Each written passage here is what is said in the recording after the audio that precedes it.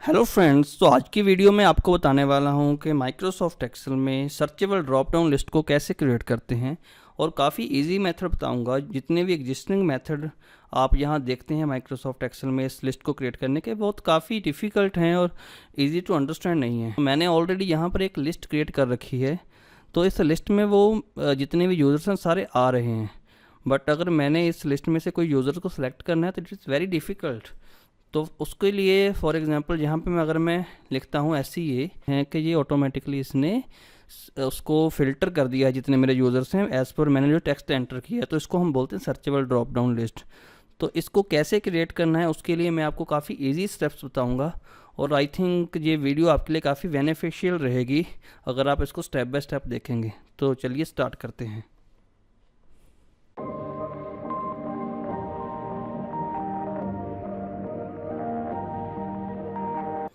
So friends, searchable drop down list create करने के लिए सबसे पहले जो कि कन्वीनियंट मेथड है कि मेरे को अपनी जो ये लिस्ट है यूज़र्स की, इसको मैंने एक्सेल टेबल में कन्वर्ट करना है।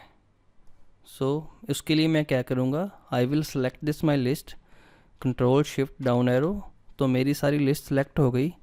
तो यहाँ पर मैं जाऊँगा इंसर्ट में और टेबल, और यहाँ पे टेबल में एक्सेल ने ये पूरी लिस्ट जो मैंने सेलेक्ट की थी उसको शो कर रहा है। And I will select my table has headers and click okay. तो आप देख सकते हैं कि मेरी जो लिस्ट है उसको एक्सेल ने टेबल में कन्वर्ट कर दिया है।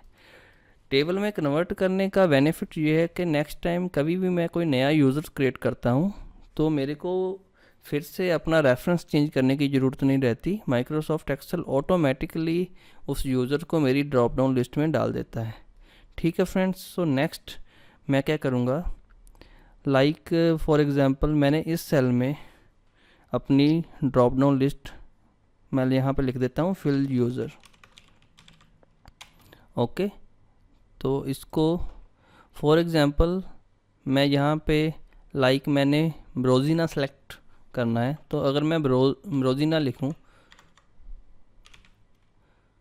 तो मेरा ऑब्जेक्टिव ये है कि जो मेरी ड्रॉप डाउन लिस्ट होगी वो उन्हीं यूज़र्स को फ़िल्टर डाउन करे जिसमें मैंने ये टेक्स्ट लिखा है। तो चलिए इसके लिए आप सेल सेलेक्ट कीजिए C2। फॉर्मूला है इसके लिए SEA SEARCH। ओके, तो फर्स्ट इसका जो है कि फाइंड टेक्स्ट। तो फाइंड टेक्स्ट कौन सा है, जिसमें हमने अपना वैल्यू एंटर लिखी है H2। Then within text, तो विद इन टेक्स्ट के लिए हमने अपनी यूज़र्स लिस्ट देनी है। तो आप फर्स्ट यूज़र पे क्लिक करके again control shift down arrows, तो इसने सारे यूज़र्स, आप ये एक्सेल टेबल का फॉर्मेट है, टेबल 3 में जितने भी यूज़र्स हैं उसको ये पिक कर लेगा। Okay, then enter. तो एक्सेल ने क्या किया है कि जिस भी यूज़र में, फॉर एग्ज़ाम्पल आप देख सकते हैं कि 5th नंबर यूज़र ब्रोजीना हॉफमैन में इसको जो मेरा एंटर किया हुआ टेक्स्ट मिला तो उसने नंबर रिटर्न कर दिया, अदरवाइज़ एरर रिटर्न किया। सेम मैं अगर यहाँ पे ब्रोजीना की जगह SEAN लिखता हूँ फॉर एग्ज़ाम्पल, तो सेम ये उस सेल के अगेंस्ट नंबर रिटर्न करेगा, अदरवाइज़ एरर रिटर्न करेगा। तो आप समझ सकते हैं कि हमने एक स्टेप कंप्लीट कर लिया है। सेकंड स्टेप रहेगा कि इसी एरे को मैं, मेरा फार्मूला है इज नंबर। तो ये फार्मूला क्या करेगा कि अगर मेरी वैल्यू नंबर है, like in this case C4 में, तो ये ट्रू रिटर्न करेगा, अगर एरर है तो फॉल्स रिटर्न करेगा। सेम आप देख सकते हैं यहाँ पे एरर था, फॉल्स आ गया, ट्रू था, ट्रू आ गया। तो सर्च ने टेक्स्ट को पहले सर्च किया जो मैंने लिखा था।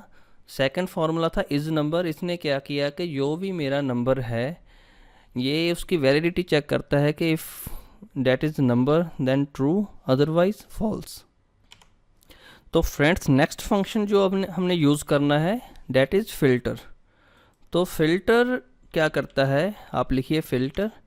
फ़िल्टर पहले किस एरे में से फ़िल्टर करना है, तो एरे मेरे सेम वही यूज़र्स हैं, आप सेलेक्ट करेंगे फर्स्ट यूज़र को, कंट्रोल शिफ्ट डाउन एरो, तो इस यूज़र्स में से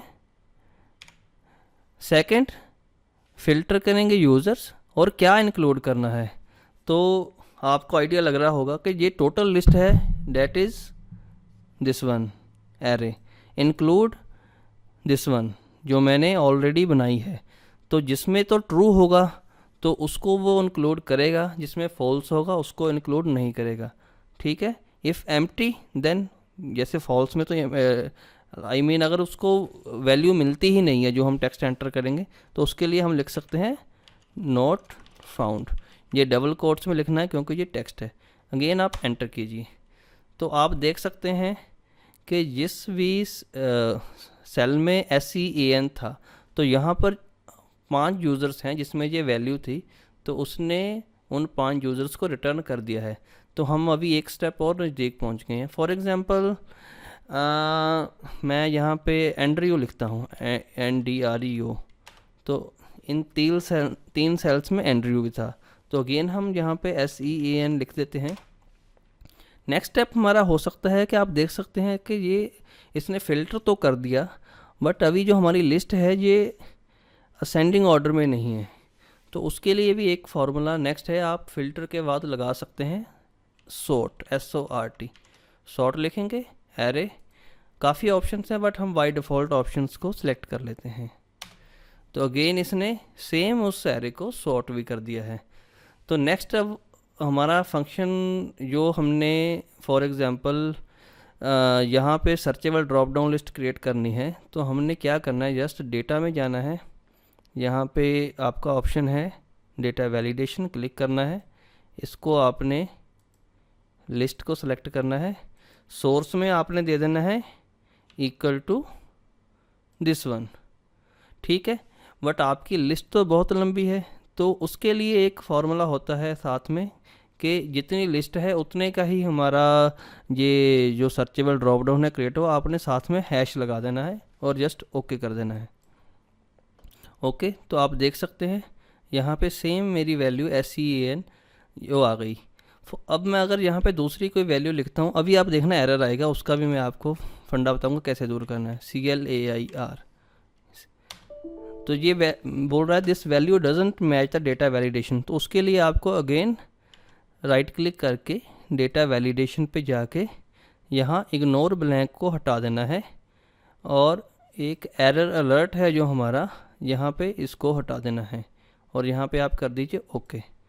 अभी मैं जैसे कोई भी वैल्यू लिखता हूँ, फॉर एग्ज़ाम्पल DARR, तो मैं यहाँ पे सेलेक्ट करूँगा तो मेरे जितने भी सेल्स में वो वैल्यू है ऑटोमेटिक आ जाएगी।